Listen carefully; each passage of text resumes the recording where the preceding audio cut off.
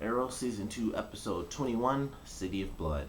Now, this episode was really good because of some of the big plot points that they introduced in this episode, which, with us only having two episodes left, means that these plot points aren't really going to be solved or even really talked about too much in this season, which means they did it because they're giving us something to look forward to in Season 3. And the three huge plot points that they give us is one, Thea is leaving the city. That's a huge plot point that they can't talk too much about. I mean, obviously, she hasn't gotten to leave the city because of the whole mirakuru army thing, but I feel like she's not just gonna suddenly change her mind and say, you know what, I'm gonna stick around now. This entire army of people has really changed my mind on things. So she's gonna be leaving even after everything's been solved and she's perfectly safe. She's gonna leave the city and she's gonna be somewhere else. Who knows where? She might be in the city where Star Labs is. She could be in Flash. Who knows? I doubt they'll actually do that, but it would be a way for them to sort of blend the shows together a little bit more. But she's gonna be leaving the city, and so she'll be gone in season three. She packed up the house. I don't think she sold the house. She just kind of covered everything up and took what she wanted to take.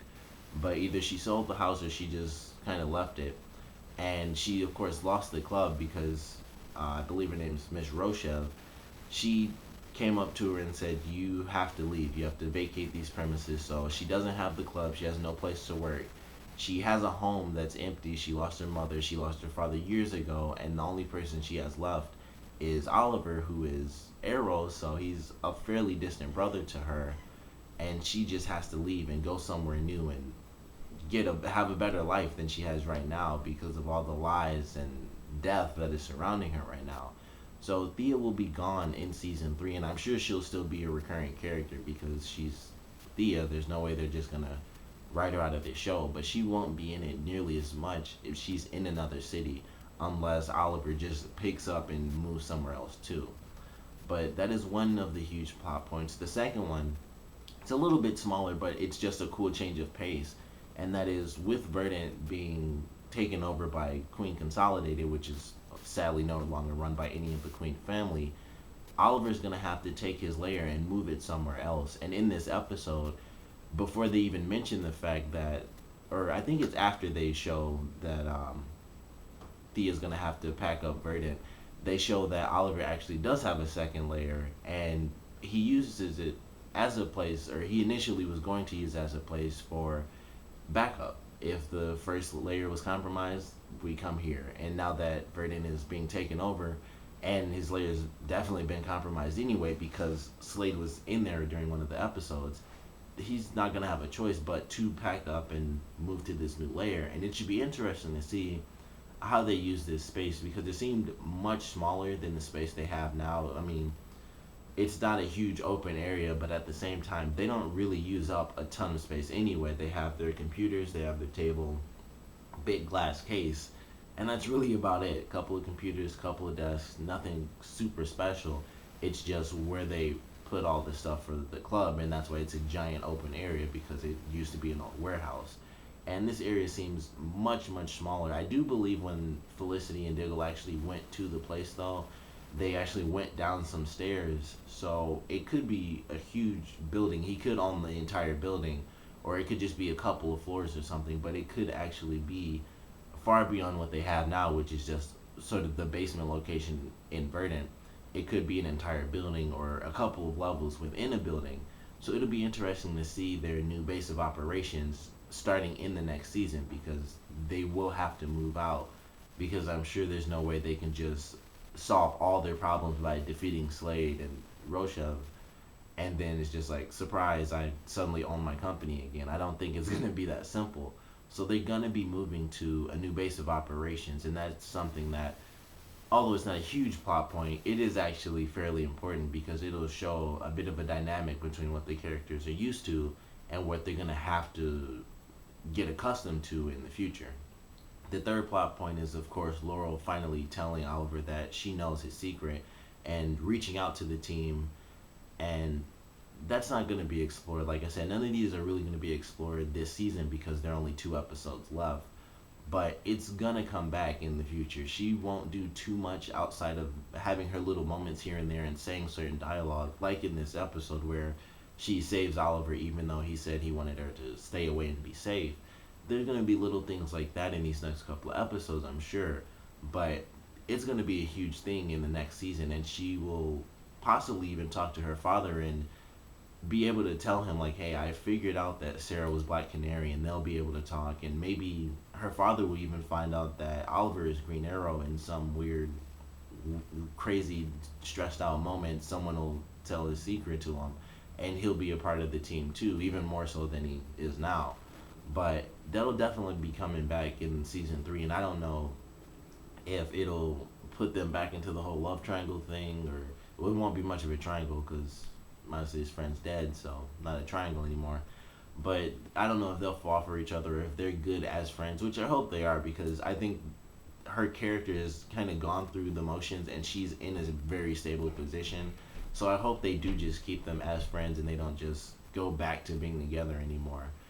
And that kind of leads me into one of the big things about this episode, which is Laurel finding out that Sebastian Blood is working with Slade Wilson, and her actually getting proof on that, because of course she found out before, but that was sadly during her point of spiraling where, and this was during a point where a lot of people didn't like her character because they thought she was annoying, and that sort of carried over from season 1. I personally enjoyed her character, even though she was sort of like the love triangle character in season 1. It was like, man, it didn't really have that much of an impact on me. And in this season, a lot of people thought she was super annoying because of the problems she was causing other people, and it was fairly annoying, but at the same time, it wasn't her just being an annoying character like you could really argue against in season 1. In this one, it was her character going off the deep end, and that's why I enjoyed it so much. It wasn't her just being like, get out of here, you don't know what you're talking about. It was her being addicted to drugs and not realizing it, and as well as alcohol. And it was just a good storyline for her character, I felt, because that's a real life thing where people get addicted to stuff and they just deny it, and you're in denial that you're addicted, and that's what was happening to her character. And she would get pulled over for being drunk. She pushed her father away, which was some of the hardest stuff to watch, where her dad was trying to do everything he possibly could, and she was just pushing him back left and right. And it was hard to see that because he's one of my favorite characters in the show. I think he's a great character, and he was just trying to look after his daughter, and she was just pushing him away over and over like he didn't know what he was talking about. But he did. Everyone knew that she was addicted, and it was impossible not to see it. But I love that storyline for her character, and she was able to pick herself back up, and she blackmailed the woman after the one episode and got her job back, which I love that episode. I loved the ending to that. I thought it was funny that she was able to get her job back, and now she's in this position of power. She's good, she's stable, and she finally gets the proof she needs to show that Sebastian Blood is the bad guy she found out he was all those episodes ago, which I believe was even before the mid-season finale. But it was really good to see her finally get this proof and finally have this sort of sense of pride where it's like, I'm stable, I have the proof, I'm at the top of my game in a sense. And it was just good to see that in this episode, and I hope that that carries on into season 3. There won't be much of for her to do legally speaking in these next couple of episodes, because it's just crazy superhuman people running around destroying crap.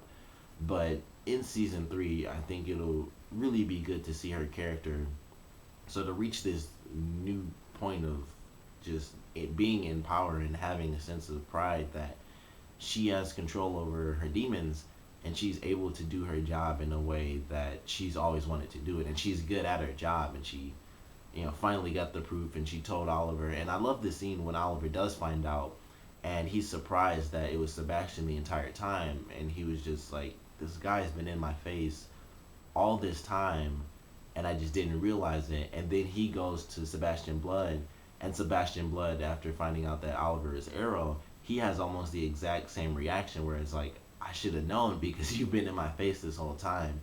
And I just love that parallel between Oliver and Blood, where they just have the same reaction, like, this guy's been in my face for months, left and right, trying to help this city, and he's basically my enemy because of Slade.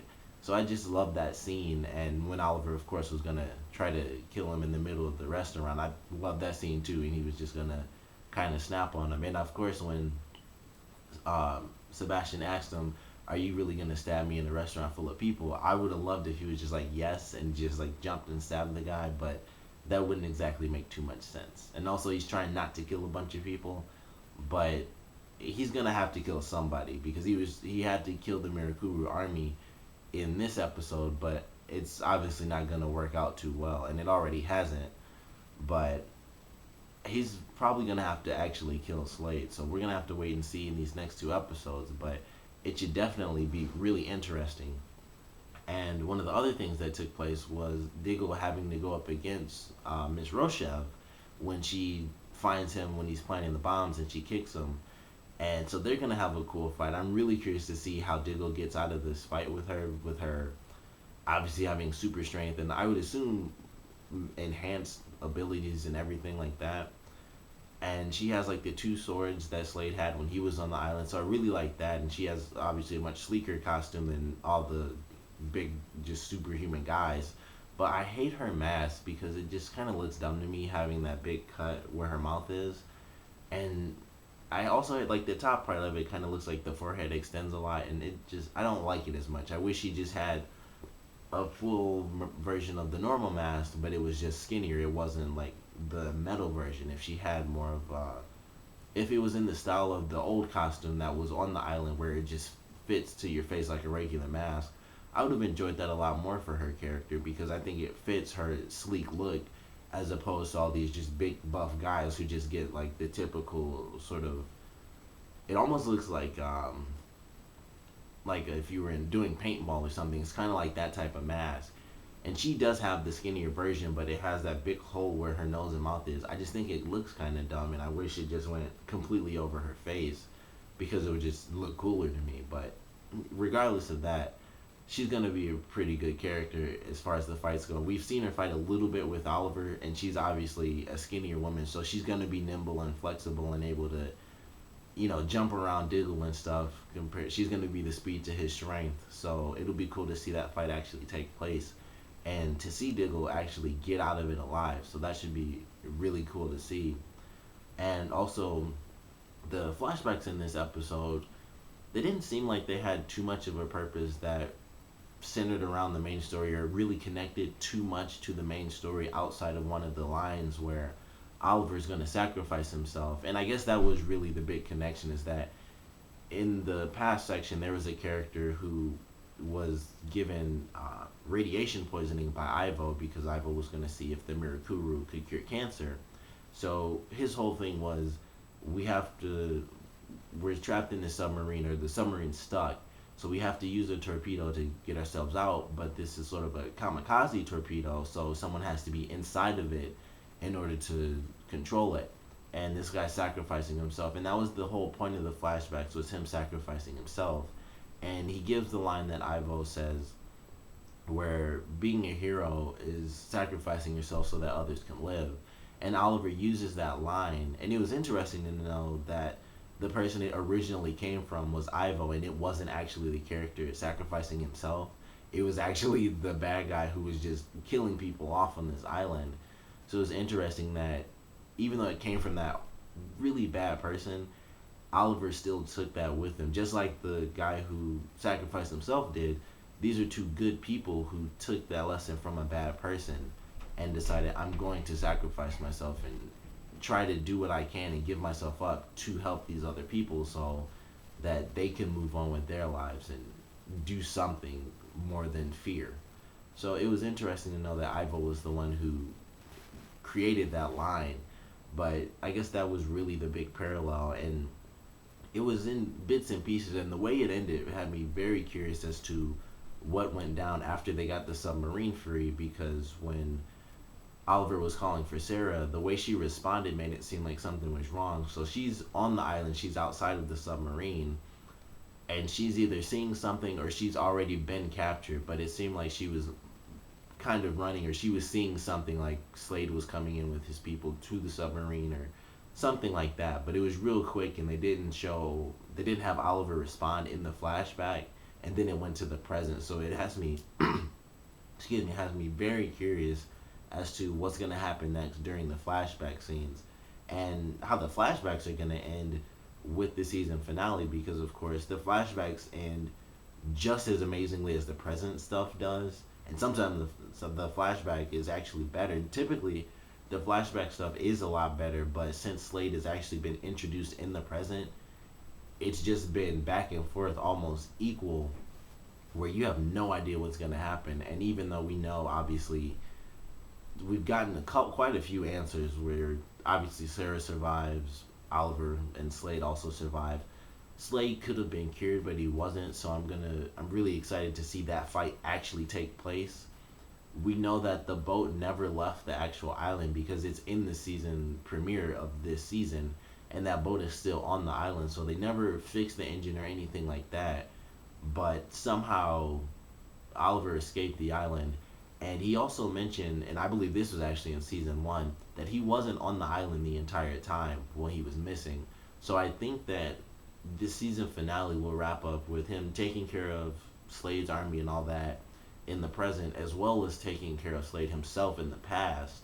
And then we're gonna finally get to see in season three what happened after that. Where did Oliver go when he wasn't on the island? Like, what country could he have possibly gone to where he was just trapped on some random trapped on a country and he couldn't get to America? So I'm very curious to see how things do wrap up in the past section as well as the present. But very excited. We only have 2 more episodes left, and in the next one, based on that preview, Malcolm Merlin's back. So I don't know what to really think of that. I don't know if he's gonna end up going to Thea and then she talks and says like, "Hey, I know you're actually my dad." I'd love to see that take place, and also it would just be amazing for her to find out that he's actually not dead, because I think that's what was gonna happen in the last episode. Moira was gonna tell Oliver and Thea he's not actually dead, but of course she sadly passed away, so she couldn't tell them that. So both of them will end up finding out, and odds are it'll be Oliver before Thea. But I'd really love to see Thea find out way more, considering the fact that she's the one dealing with so much crap right now because of the fact that he's her real father. And I just want to see what happens when she finds out that this guy who everyone thought was dead is actually alive, and she gets to confront the man who is her real father. I'd love to see that take place this season, but we're gonna have to wait and see in these next 2 episodes. But no matter what happens, it's definitely gonna be amazing. And also, one thing that they put in this episode was Felicity getting a call from Star Labs. So I do believe I believe they said that right after Flash was in the mid-season finale, that he was gonna come back this season. I thought it would be much sooner, but since he hasn't yet, I think he's gonna come back in the season finale. But Felicity getting that call means one of 2 things, or both things. Either Flash is up, so he's up and running, we're gonna get Barry Allen back, or the mirakuru cure has been created and they'll basically be able to use it to help Roy and stop Slade and his army. Or it means both, and it'll just happen at different times. They might have the mirakuru cure first, and then that'll be next episode or towards the end of the next episode, and then the beginning of the season finale they'll be able to really create and enact their plan to use the mirakuru cure, and then Flash will also come in to basically help out Arrow and the team, and we get to see Flash in the season finale, and that would be a great way to end it. And then, whatever happens for season 3. But either way, the show's just getting better and better since the mid-season finale. It's just been like the best thing ever. But I cannot wait for these next 2 episodes. So comment below, let me know what you guys thought of this episode, favorite parts, least favorite parts, and what do you guys think is going to happen in these next 2 episodes? What are some of the big plot points that you're really looking forward to seeing? Comment below, let me know, and thanks for watching.